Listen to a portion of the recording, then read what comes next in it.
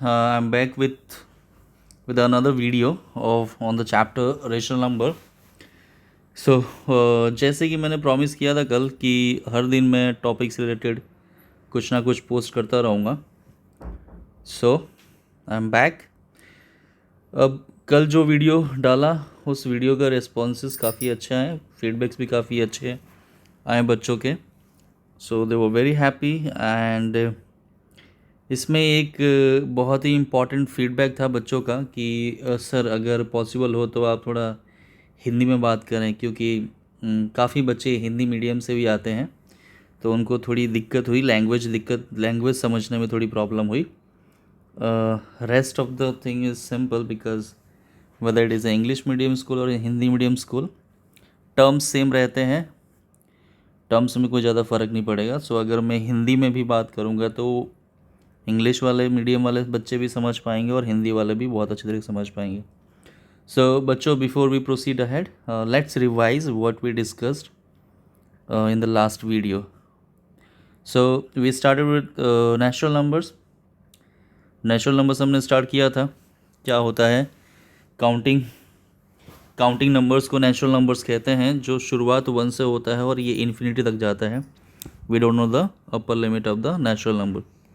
अगर उसी natural number में अगर हम ज़ीरो को इंक्लूड कर लेते हैं तो वो होल नंबर बन जाता है. होल नंबर हो या नेचुरल नंबर हो, दोनों में से कोई भी नंबर हो, ये सिर्फ और सिर्फ पॉजिटिव नंबर की बात करते हैं. ये नेगेटिव नंबर्स को इंक्लूड नहीं करते हैं. इसीलिए एक और कैटेगरी आई जिसको हमने इंटीजर्स बोला. तो इंटीजर्स में नेगेटिव नंबर्स भी होते हैं, पॉजिटिव नंबर्स भी होते हैं और ज़ीरो भी होता है. इन सब का कॉम्बिनेशन क्या है? इंटीजर्स है. So this very simple. Apart from this, आपको कल मैंने ऑड इवन बताया था. ऑड नंबर क्या होते हैं, इवन नंबर क्या होता है, प्राइम कंपोजिट भी आपको एक्सप्लेन किया था. प्राइम नंबर क्या होता है, कंपोजिट नंबर क्या होता है. So all this things I have already explained. So let's move ahead, आगे की चर्चा करते हैं. सो बेसिकली सबसे पहले बात करते हैं, क्योंकि चैप्टर का नाम है रेशनल नंबर. अब चैप्टर का नाम अगर रेशनल नंबर है तो सबसे इम्पॉर्टेंट बात ये है कि रेशनल नंबर का डेफिनेशन क्या है, रेशनल नंबर का मतलब क्या होता है. Just a second. सो सबसे इम्पॉर्टेंट क्या है? डेफिनेशन. क्योंकि डेफिनेशन समझ में आ गया तो काफ़ी कुछ चीज़ें क्लियर हो जाती हैं. तो सबसे पहले हम डेफिनेशन पे चलते हैं कि रेशनल नंबर का डेफिनेशन क्या है. सो कल जो चीज़ें हमने डिस्कस करी हैं उन सब का यहाँ पे यूज़ आने वाला है. अच्छा, इसके पहले एक और चीज़ मैं ब्रीफ करना चाहता हूँ. हम पीपीटी पे लेके चल रहा हूँ मैं आप लोगों को वापस. इसमें एक स्लाइड है जिसमें नंबर्स को रिलेट किया गया है. वो एक स्लाइड देख लेते हैं, फिर आगे प्रोसीड करते हैं. इसमें देखिए, जैसे कि ये है.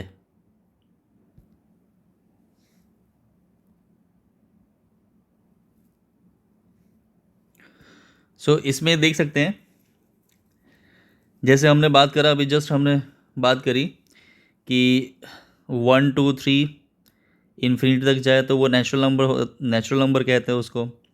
इसमें अगर मैंने एक चीज़ और ऐड कर लिया, ज़ीरो, तो ये आपका होल नंबर बन गया. मतलब होल नंबर में नेचुरल नंबर इंक्लूड हो रहा है. इन दोनों का कॉम्बिनेशन यानी कि होल नंबर यानी कि पॉजिटिव नंबर्स और ज़ीरो और नेगेटिव नंबर्स के कॉम्बिनेशन को हम इंटीजर्स कहते हैं. मतलब ये है कि नेचुरल नंबर और होल नंबर इंटीजर्स में इंक्लूड हो गए. और अब हम आते हैं डेफिनेशन के ऊपर. तो ये सारा अपना रेशनल नंबर कहलाता है. हम ये भी डिस्कस करेंगे कि रेशनल नंबर में और फ्रैक्शन में डिफरेंस क्या होता है. तो ये बेसिक बहुत इंपॉर्टेंट है समझने के लिए. हमें सिर्फ ये याद रखना है कि नेचुरल, इसके अंदर आप ज़ीरो इंक्लूड कर देंगे तो ये बन जाएगा होल.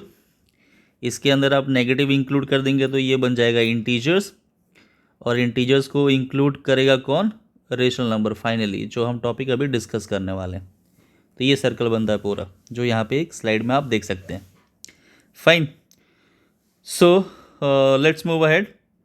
अब मैं आता हूँ डेफिनेशन पे. डेफिनेशन क्या होता है रेशनल नंबर का, जो कि सबसे इम्पॉर्टेंट है. देखिए, चैप्टर का टाइटल समझना भी आपको काफ़ी हेल्प करता है। अगर आपका चैप्टर का टाइटल क्लियर है तो आपको काफ़ी कुछ पहले से ही क्लियर हो जाता है कि आपको कर क्या रहे हैं, आप बेसिकली उस चैप्टर में पढ़ क्या रहे हैं, किसके बारे में पढ़ रहे हैं और क्यों पढ़ रहे हैं। So that is very important, वो समझना बहुत ज़रूरी होता है। सो बात करते हैं रेशनल नंबर की। हमने छोटी क्लास में हमने फ्रैक्शंस पढ़े होंगे। फ्रैक्शंस आपने पढ़ा होगा, न्यूमरेटर होता है और एक डिनोमिनेटर होता है, उसको हम फ्रैक्शंस कहते हैं। एग्जाम्पल के तौर पे देखा जाए 2/7 अगर मैं लिखता हूँ तो ये एक फ्रैक्शन है। 5/7 में लिखता हूँ, अगेन ये एक फ्रैक्शन है। 2/9 में लिखता हूँ, अगेन ये एक फ्रैक्शन है। ठीक है। सो न्यूमरेटर और डिनोमिनेटर जहाँ पे हो वो फ्रैक्शन कहलाता है। तो फ़र्क क्या है रेशनल नंबर में और फ्रैक्शन में, फ्रैक्शंस में फ़र्क क्या है? सो रेशनल नंबर भी कुछ इसी तरीके का होगा कि वहाँ पे भी एक न्यूमरेटर होगा और एक डिनोमिनेटर होगा, यानी कि वो भी P/Q के फॉर्म में ही रिप्रेजेंट करेंगे हम। P/Q का फॉर्म का बेसिकली मतलब ये होता है कि एक न्यूमरेटर होना चाहिए और एक डिनोमिनेटर होना चाहिए। ये मैं आपको एक कंडीशंस बता रहा हूँ कि किन कंडीशंस पे हम नंबर को रेशनल नंबर कहेंगे। पहला कंडीशन यही है कि जो भी नंबर को, उन नंबर्स को हम रेशनल नंबर्स कहेंगे जिनको हम P/Q के फॉर्म में लिख सकते हैं। तो पहला कंडीशन ये है। दूसरा कंडीशन ये है कि जो P/Q की वैल्यूज़ है, P/Q values must be integers. अब कहने का मतलब ये है कि जो P/Q की वैल्यूज़ हम ले रहे हैं, उन वैल्यूज़, वो वैल्यूज़ सिर्फ और सिर्फ इंटीजर्स ही चलेंगे और किसी टाइप में नहीं होना चाहिए और किसी नंबर टाइप में नहीं होना चाहिए। सो P/Q values must be integers. Integers के अलावा और कोई वैल्यू एक्सेप्टेड नहीं है। उसके बाद लास्ट जो क्राइटेरिया है वो ये कहता है कि जो Q की वैल्यू है, Q की वैल्यू कभी भी 0 के बराबर नहीं होनी चाहिए। अब ये क्यों कहा गया है ये भी हमने लोअर स्टैंडर्ड में पढ़ा होगा। तो लोअर स्टैंडर्ड में 4th-5th क्लास में आप लोगों ने पढ़ा होगा कि किसी भी नंबर को हम 0 से डिवाइड नहीं कर सकते। I cannot divide any number by 0। So if I try to divide 2/0 it is not possible. Logically देखा जाए, अगर मैं सपोज एग्जांपल दूं कि मेरे पास 2 सेब है, आई हैव 2 एप्पल, ओके। तो मेरे पास 2 सेब है, इन 2 सेबों को मुझे 0 लोगों में बांटना है।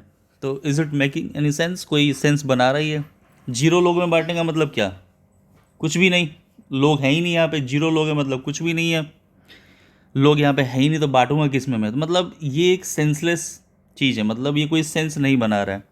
इसीलिए इस कंडीशन में जो आंसर होता है क्या होता है? इन्फिनिटी होता है। नॉट डिफाइंड कहते हैं उसको हम, कि ऐसी कोई चीज़ है ही नहीं। फ्यूचर में हो तो पता नहीं, अभी तो नहीं है।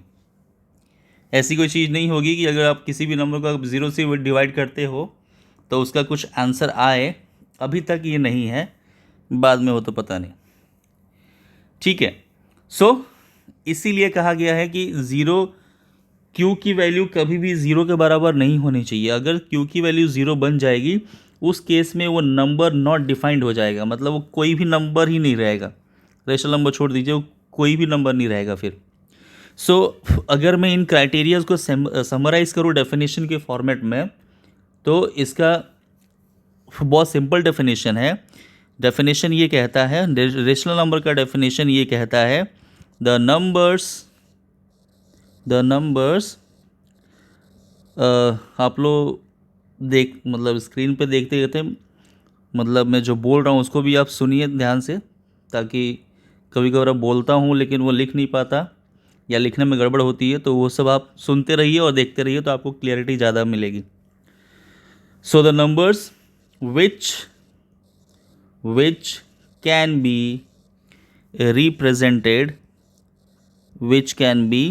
represented in the form of P/Q, where P and Q are integers and Q should not be equal to 0। ये बनता है डेफिनेशन रेशनल नंबर का। बहुत सिंपल सा डेफिनेशन है। मैंने जो आपको ऊपर 3 क्राइटेरियाज बताए, उन्हीं क्राइटेरियाज को मैंने समराइज़ किया है एक सेंटेंस में, कि पहला क्राइटेरिया था P/Q के फॉर्म में लिख सके हम, वो रेशनल नंबर है। उसके साथ साथ पी अपॉन क्यू जो वैल्यूज़ होनी चाहिए पी अपॉन क्यू की, वो सिर्फ और सिर्फ इंटीजर्स ही होनी चाहिए और कोई वैल्यूज़ एक्सेप्टेड नहीं है। और जो क्यू की वैल्यू है वो क्यू की वैल्यू ज़ीरो के बराबर नहीं होनी चाहिए। अगर ज़ीरो होता है तो वो फिर नॉट डिफाइंड हो जाएगा। तो ये होता है डेफिनेशन हमारा रेशनल नंबर का।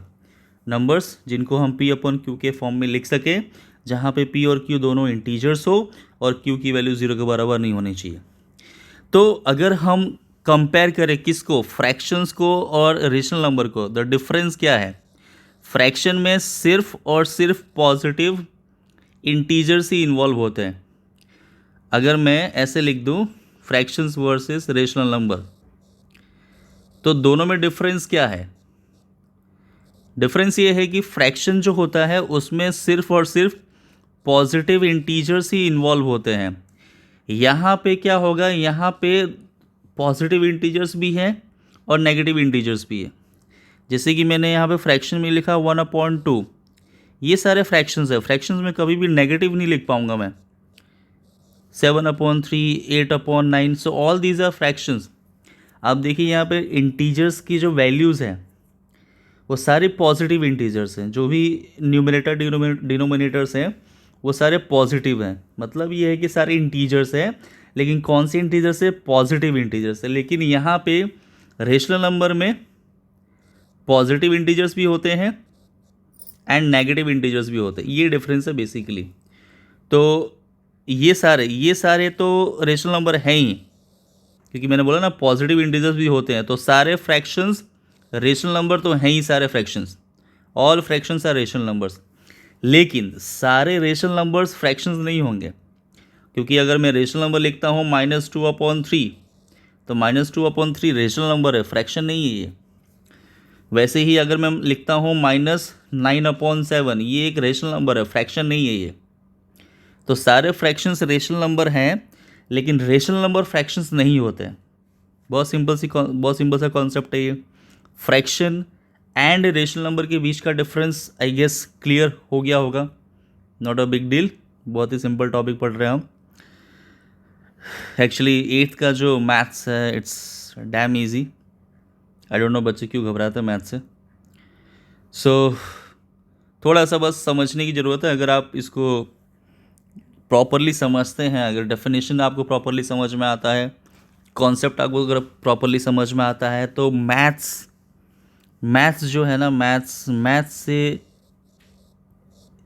जितना इजी सब्जेक्ट आज तक कुछ बना ही नहीं है मेरे हिसाब से।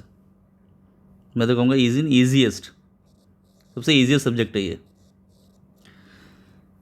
ऐसा नहीं कि मैं मैथ्स पढ़ाता हूँ इसलिए ये बात कह रहा हूँ। अगर आप ये एक्सपेरिमेंट करके देखोगे तो आप भी इस चीज़ को रियलाइज़ करोगे कि मैथ्स सबसे ईजीएस्ट होता है। बाकी सब्जेक्ट्स में आपको इतने सारे डेफिनेशंस याद करने पड़ते हैं। If you are studying social studies you have to remember lot of dates. आपको सारा बैटल में किसके बीच में लड़ा गया था, मोहम्मद घोरी, पृथ्वीराज चौहान, जो भी, बहुत सारी चीज़ें याद रखनी पड़ती है। स्टोरीज़ होती है, you have to learn lot of facts and everything. Memorise बहुत सारा करना पड़ता है। यहाँ पे कुछ मेमोराइजेशन आपको नहीं करना है। If your concept is clear, कहीं से भी क्वेश्चन आ जाए, अगर कॉन्सेप्ट क्लियर है तो आप उसको आंसर दे पाओगे। बहुत ईजी है मैथ्स, बहुत ईजी होता है। पढ़ना पड़ता है थोड़ा, पढ़ोगे तो ईजी लगेगा, बाकी फिर राम भरोसे। ओके, सो थोड़ा बहुत कॉमेडी चलती रहेगी, थोड़ा बच्चे हंस ले बीच बीच में। ओके, सो अब आते हैं, रेशनल नंबर का डेफिनेशन क्लियर हो गया, बहुत सिंपल डेफिनेशन है। अब हम आते हैं, सबसे पहले देखिए पूरा चैप्टर का अगर मैं आपको डिवीजन बताऊँ, क्लासिफिकेशन बताऊँ, मतलब कैसे क्लासीफाई किया गया टॉपिक्स को, ये कैसे टॉपिक्स को बांटा गया है। तो सबसे पहले जो फर्स्ट एक्सरसाइज है 1.1, जो 1.1 है वो बेसिकली आपकी प्रॉपर्टीज़ पे बेस्ड है। अभी हम वो प्रॉपर्टीज़ डिस्कस करने वाले हैं, नेक्स्ट टॉपिक हमारा वही है। तो प्रॉपर्टीज़ पे बेस्ड है सारा ये। प्रॉपर्टीज़ अगेन वही कॉमन प्रॉपर्टीज़ जो हमने दूसरे नंबर्स के लिए पढ़ा है, इंटीजर्स के लिए, होल नंबर्स के लिए, नेचुरल नंबर्स के लिए, वही प्रॉपर्टीज़ यहाँ पे वापस डिस्कस करेंगे हम। तो 1.1 में पूरा वही है। 1.2 में थोड़ा सा मैपिंग मतलब नंबर लाइन पे आपको रिप्रेजेंट करने के लिए बोलेगा कि आप रेशनल नंबर को नंबर लाइन पर रिप्रेजेंट करो, फिर रेशनल नंबर को इंसर्ट करो। 2 रेशनल नंबर दे के आपको बोलेगा कि इसके बीच में रेशनल नंबर को आप इंसर्ट करो। सो बहुत ही सिंपल टॉपिक्स होंगे लास्ट वाले एक्सरसाइज में। मेन सारे टॉपिक्स आपके अच्छे वाले क्वेश्चन सारे आपके फर्स्ट एक्सरसाइज में ही होंगे, ठीक है। सो आगे बढ़ते हैं इसमें। यहाँ तक क्लियर हो गया तो फिर आगे आपको बहुत अच्छी तरीके से समझ में आएगा। यहाँ तक का कॉन्सेप्ट क्लियर होना चाहिए। अगर यहाँ तक कोई डाउट है तो थोड़ा सा एक बार वीडियो को रिवाइंड करके वापस देखिए and then come back. Okay, so अच्छा, इसमें सबसे इम्पॉर्टेंट है, अगर मैं क्वेश्चन पूछूं कि आप मुझे बताओ कि जीरो क्या है, जीरो को क्या हम रेशनल नंबर कह सकते हैं क्या? जीरो को हम रेशनल नंबर कह सकते हैं क्या? अब इसका आंसर आप कमेंट बॉक्स में लिख दीजिए if you know the answer. चलो ठीक है, 5 सेकंड देता हूँ, अगर आपको आंसर आता है तो फटाफट कमेंट बॉक्स में लिखो, और नहीं आता तो फिर बताता हूँ मैं, ठीक है।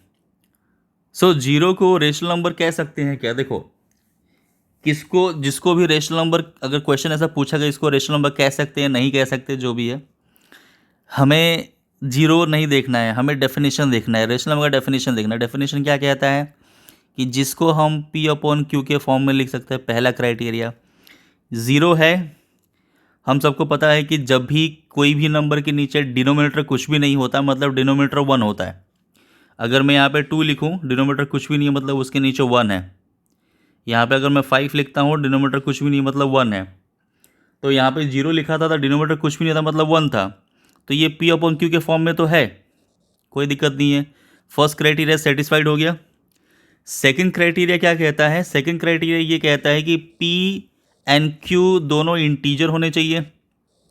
तो वो क्राइटेरिया चेक कर ले, तो क्या दोनों इंटीजर हैं? P और Q की वैल्यू क्या इंटीजर्स हैं? देखो, P हमारा 0 है, Q हमारा 1 है, दोनों ही इंटीजर है। तो सेकंड क्राइटेरिया भी सेटिस्फाई हो रही है। और थर्ड क्राइटेरिया क्या थी कि Q की वैल्यू 0 नहीं होनी चाहिए। यहाँ पे देख सकते हो आप कि Q की वैल्यू 0 नहीं है, P की वैल्यू 0 है। P की वैल्यू 0 हो सकती है, कोई दिक्कत नहीं है, Q की वैल्यू 0 नहीं होनी चाहिए। तो Q की वैल्यू यहाँ पे 1 है, 0 नहीं है, तो बस, तो 0 को आप रेशनल नंबर कह सकते हो। 0 can be called as a rational number. Very simple. I hope mostly बच्चों ने इसका आंसर करेक्ट दिया होगा, ठीक है। जिन्हों को नहीं समझ में आया और जिनको प्रॉब्लम हुई, यहाँ पे देख सकते हो क्या समझाया मैंने, ठीक है। अब सबसे पहले हम आते हैं इसके प्रॉपर्टीज़ पे। मैं एक ही करके प्रॉपर्टी डिस्कस करूँगा बिकॉज सारे प्रॉपर्टीज एक साथ डिस्कस करने से कोई मतलब नहीं है, बिकॉज बच्चों को भी समझ नहीं आएगा, फिर बच्चे सर खुजाते रहेंगे, फिर हो क्या रहा है, चल क्या रहा है, फिर हॉलीवुड की मूवी जैसा फीलिंग आएगा, देख सब कुछ रहे समझ कुछ नहीं आ रहा, सब टाइटल पढ़ पढ़ के भी कुछ समझ नहीं आ रहा, ठीक है। सब देखो बच्चों, यहाँ पे हम रेशनल नंबर की प्रॉपर्टीज़ हम डिस्कस करने जा रहे हैं। उसमें सबसे पहला जो प्रॉपर्टी है वो होता है, उसको कहता हम क्लोजर प्रॉपर्टी। अब सबसे पहले क्लोजर प्रॉपर्टी का डेफिनेशन समझना। देखो यहाँ पे बहुत इंपॉर्टेंट है कि हमें एग्जाम्पल सबके पता होते हैं। जैसे क्लोजर प्रॉपर्टी हम किसी से पूछे भी तो वो हमें बहुत एग्जाम्पल देकर समझा देते हैं कि हाँ ये होता है, लेकिन क्या है वो प्रॉपर्टी, मतलब उसका मीनिंग क्या है, करते क्या हैं, वो किसी को पता नहीं होता, ठीक है। हमें पता है कि टोटल 4 अरिथमेटिक कैलकुलेशंस होते हैं, हम सबको पता है टोटल 4 अरिथमेटिक कैलकुलेशंस हैं। कौन कौन से? Plus, minus, multiply and divide, ये 4 अरिथमेटिक कैलकुलेशंस कहलाते हैं, ठीक है। क्लोजर प्रॉपर्टी का बेसिकली मतलब क्या होता है? क्लोजर प्रॉपर्टी का मतलब ये होता है कि अगर आप किसी एक नंबर टाइप में ऑपरेट करते हैं, नंबर टाइप, जैसे कि हमने बहुत सारे डिफरेंट नंबर सिस्टम्स पढ़े थे अभी हमने प्रीवियस वीडियो में।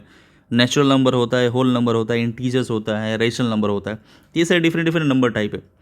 कहने का मतलब ये है कि अगर आप किसी भी एक पर्टिकुलर टाइप ऑफ नंबर पे ऑपरेट करते हो, ऑपरेट का मतलब ये है कि आप अरिथमेटिक कैलकुलेशन परफॉर्म कर रहे हो, या तो आप उसको ऐड कर रहे हो, सब्ट्रैक्ट कर रहे हो, मल्टीप्लाई कर रहे हो, डिवाइड कर रहे हो, उसको बोलते हैं हम अरिथमेटिक कैलकुलेशन ऑपरेट करना। ठीक है। सो कोई भी एक पर्टिकुलर टाइप पे अगर आप ऑपरेट कर रहे हो और उसका आंसर अगर उसी टाइप में आता है तो वो क्लोजर प्रॉपर्टी सेटिस्फाई कर रहा है। कहने का मतलब क्या है, अगर मैं एडिशन के लिए देखूं तो अगर मैंने दो इंटीजर लिया, मैंने 2 लिया प्लस 3 किया, आंसर आया 5।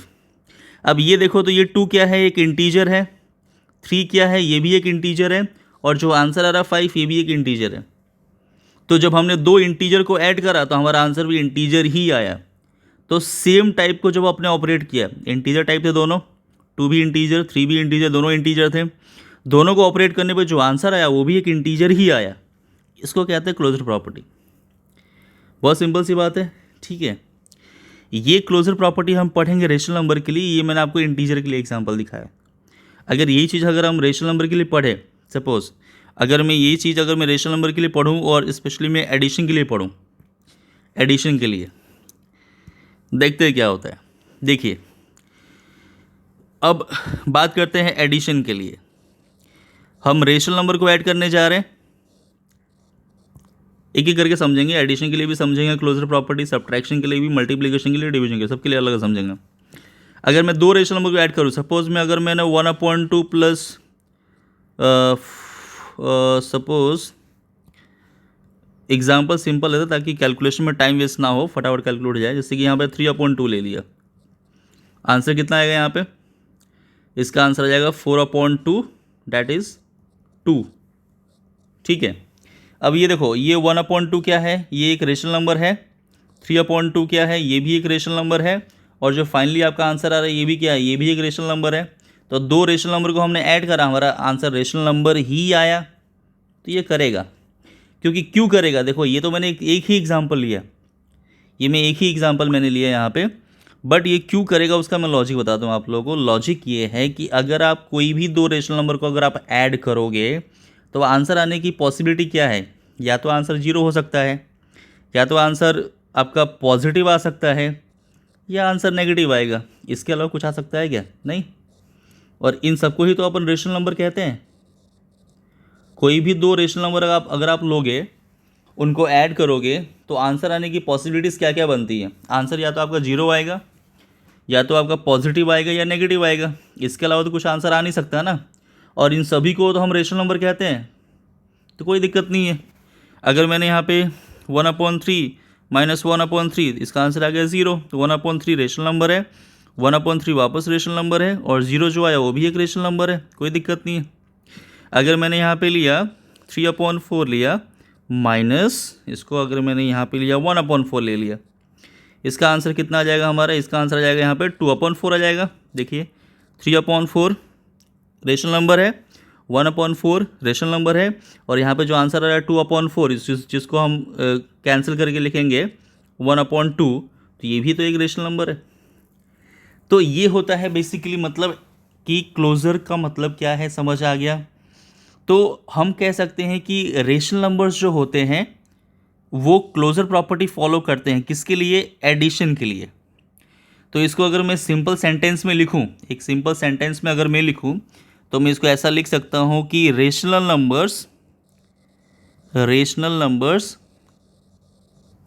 Numbers are closed under addition. Very simple. कहने का मतलब ये है कि जो रेशनल नंबर है वो क्लोजर प्रॉपर्टी फॉलो करेंगे, किसके लिए, एडिशन के लिए। वेरी वेरी सिंपल, बहुत सिंपल सी बात है। ठीक है, राइटिंग थोड़ा मैनेज करना, इसलिए मैंने बोला कि देखने के साथ साथ सुनते भी रहो मैं बोल क्या रहा हूँ।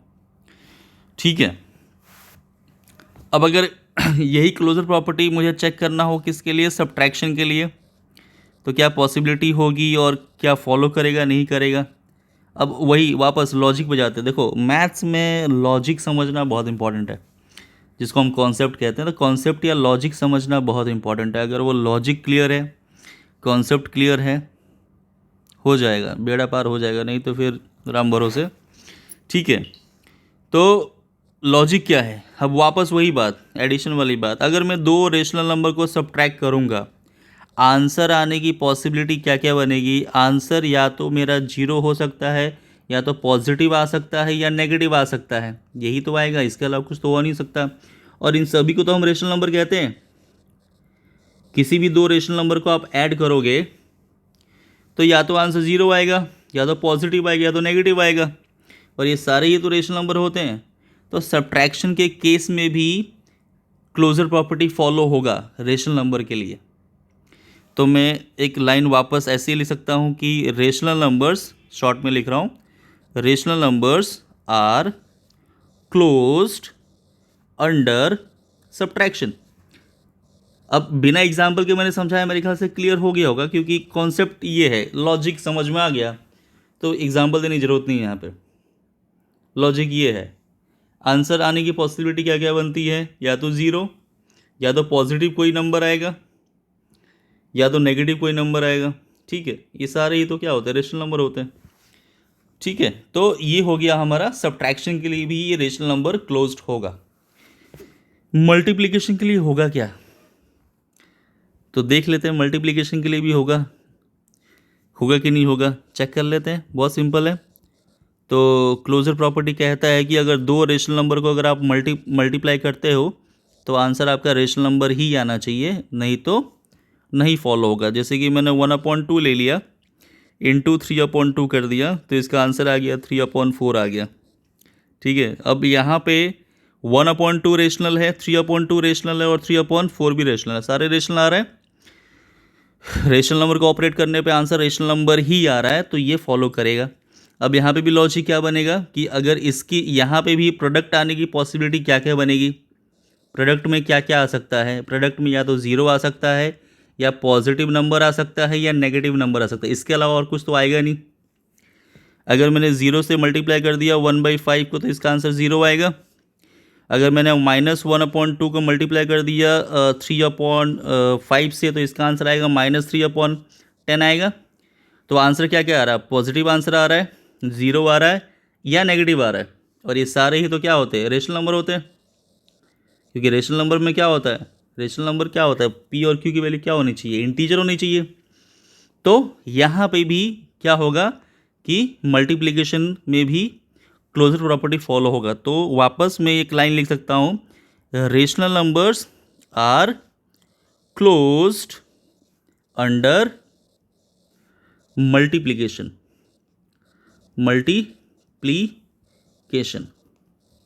Very simple.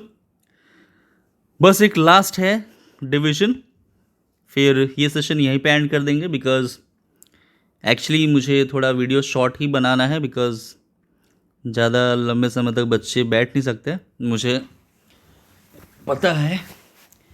इसीलिए थोड़ा सा वीडियो शॉर्ट ही रखेंगे, ताकि बच्चे एंजॉय करके देखें इसको, मज़े में देखें। इसमें देखो बच्चों, ऐसा होता है कि अगर आप जितना एंजॉय करके पढ़ोगे ना, आपको चीज़ें बेटर समझ में आएगी और आपको मज़ा भी आएगा। स्ट्रेस लेके पढ़ोगे, बर्डन लेके पढ़ोगे, तो ना चीज़ें समझ में आने वाली है और ना ही कभी पल्ले पड़ने वाली है आपको। और फिर ज़िंदगी भर रोते रहोगे कि मैथ्स बहुत हार्ड है। हार्ड कुछ नहीं होता बेटा, हम पढ़ते नहीं इसलिए हार्ड लगता है हमें। ठीक है, सो लास्ट हम चेक कर लेते हैं डिवीजन के लिए, क्या डिवीजन के लिए क्लोजर प्रॉपर्टी फॉलो होता है रेशनल नंबर में या नहीं। सो डिवीजन के लिए भी चेक कर लेते हैं। सपोज मैंने एग्जांपल लिया 1/2 डिवाइडेड बाई 3/4, इसको सॉल्व करेंगे तो ये आ जाएगा 1/2 इंटू 4/3, इसको हम 2 से 2 काट लेंगे, आंसर आएगा हमारा 2/3। ठीक है, ये 1/2 एक रेशनल नंबर था, 3/4 भी एक रेशनल नंबर था, और जो आंसर आ रहा है 2/3 भी एक रेशनल नंबर है। सही है, तो रेशनल नंबर को ऑपरेट करने पे रेशनल नंबर ही आंसर आ रहा है। ओके, सपोज अगर मैंने डिवाइड किया -3/2 डिवाइडेड बाई, इसको मैं डिवाइड करता हूँ अगर -3/4 से, तो इसका यहाँ पे माइनस नहीं लेते हैं, यहाँ पे प्लस ले लेते हैं, तो -3 को +3 कर देते हैं। ठीक है, सो ये हो गया +3 ओके। अगेन इसको हम सॉल्व करेंगे, तो -3/2 इंटू 4/3, आई एम सॉरी, ये 1 हो जाएगा, -1, ये 2 हो जाएगा, इसका आंसर आएगा -2, कुछ भी डिनोमीटर नहीं, मतलब हम 1 लिख सकते हैं, तो -2/1 हो गया ये। Very simple. देखिए 3/2 -3/2 रेशनल नंबर, 3/4 रेशनल नंबर, और जो आपका आंसर आ रहा है -2/1 ये भी एक रेशनल नंबर है। ठीक है, तो यहाँ पे भी पॉसिबिलिटी बन रही है। तो वापस वही लॉजिक है, पॉसिबल आंसर्स क्या क्या आ सकते हैं, या तो ज़ीरो आ सकता है, या तो नेगेटिव आ सकता है, या तो पॉजिटिव आ सकता है, और इन सारे ही केसेस में ये फॉलो करेगा। सही है। तो इससे ये समझ में आ रहा हमें कि ये क्लोजर प्रॉपर्टी फॉलो करेगा, ठीक है ना। बट ऐसा नहीं है, ऐसा नहीं है, ये धोखा है। अब ये धोखा क्यों है, तो मैं कहता हूँ कि ये क्लोजर प्रॉपर्टी फॉलो नहीं करेगा। Rational number closure property division के लिए क्लोजर प्रॉपर्टी फॉलो नहीं करता है। मैंने बोल दिया ये क्लोजर प्रॉपर्टी फॉलो नहीं करता। तो मेरे पास एक एग्जांपल है जिसकी वजह से मैं कह पा रहा हूँ कि ये नहीं करेगा। एक ही एग्जांपल है बस। अब जिन बच्चों को इसका आंसर आता है वो कमेंट बॉक्स में कमेंट करो फटाफट। 10 सेकंड का टाइम है आपके पास, वीडियो पॉज करके फटाफट 10 सेकंड में कमेंट करो कि कौन सा एग्जांपल है।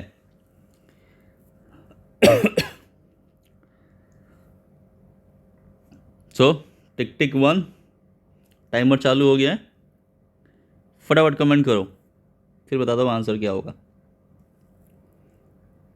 ओके, ठीक है। सो यहाँ पे बच्चों क्या होगा कि यहाँ पे डिवीजन के लिए क्लोजर प्रॉपर्टी फॉलो नहीं होती है, और इसका सिर्फ और सिर्फ एक ही एग्जांपल है जहाँ पे अगर आप किसी भी नंबर को 0 से डिवाइड करते हो तो उसका आंसर बन जाता है नॉट डिफाइंड। नॉट डिफाइंड, ठीक है। अब नॉट डिफाइंड है तो ये भी एक रेशनल नंबर है, 0 भी एक रेशनल नंबर है, लेकिन आंसर तो कुछ आ ही नहीं रहा है। फॉरगेट अबाउट रेशनल नंबर, वो तो कोई नंबर ही नहीं आ रहा है, ऐसा कोई नंबर है ही नहीं। तो अगर मैंने 2 रेशनल नंबर अगर यहाँ पे लिया, जैसे कि 1/2 एक रेशनल नंबर है, 0 भी एक रेशनल नंबर है, लेकिन ये डिवाइड करने पे इसका आंसर रेशनल नंबर हो ही नहीं रहा। मतलब रेशनल नंबर छोड़ दो, कोई नंबर ही नहीं आ रहा है, नॉट डिफाइंड। तो ऐसा कोई नंबर एग्जिस्ट ही नहीं करता हमारे नंबर सिस्टम में, ऐसा कोई नंबर है ही नहीं, अस्तित्व में ही नहीं है। पता नहीं बाद में कभी हो तो पता नहीं, बाकी अभी तक तो नहीं है। तो 1/2 एक रेशनल नंबर था, 0 एक रेशनल नंबर था, लेकिन आंसर जो आ रहा है वो रेशनल नंबर है ही नहीं, वो नंबर ही नहीं, कुछ रेशनल नंबर छोड़ दो तो नंबर ही नहीं है। तो सिर्फ और सिर्फ इस एक एग्जाम्पल की वजह से हम क्या लिखेंगे कि जो रेशनल नंबर होता है, rational numbers are not closed under division. अब बच्चों ये बहुत इंपॉर्टेंट है, क्योंकि काफ़ी फॉरगेट और स्टूडेंट्स, काफ़ी टीचरों को भी पता नहीं होता ये कि रेशनल नंबर्स क्लोज्ड होता है डिवीजन में कि नहीं होता है। मैं एक नॉर्मल डेटा बता रहा हूँ, सारे टीचरों को पता नहीं होता, ऐसा नहीं बोल रहा हूँ, काफ़ियों को पता नहीं होता। So this is very important. So that is the reason why I always stress on concept. If your concept is clear, if your logic is clear, trust me, no one can beat you in maths अगर आप improve करना है बेटा, so you have to focus on concept clear, everything is clear, fine. So we'll meet in the next video. Till then, enjoy the video, learn. I hope you learn something out of this. And actually I started enjoying making videos for you people, जो मुझे specially आज जो मुझे response, जो कल की videos का जो रेस्पॉन्स मैं देख रहा हूँ यूट्यूब पे, इट्स ट्रमेंडस। आई मीन इतना मैंने एक्सपेक्ट नहीं किया था कि बच्चे इतना रेस्पॉन्स करेंगे।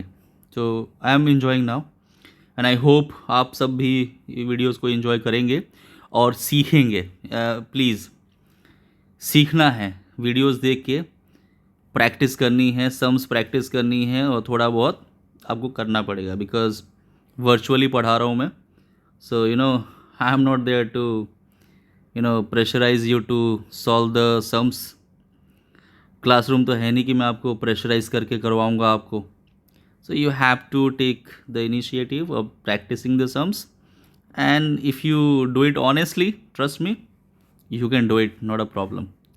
Okay, so bye bye students, see you in the next video. Till then, enjoy, and don't forget to like and subscribe. And if you're really enjoying this series, kindly do share with your friends and family. Thank you so much. Bye bye.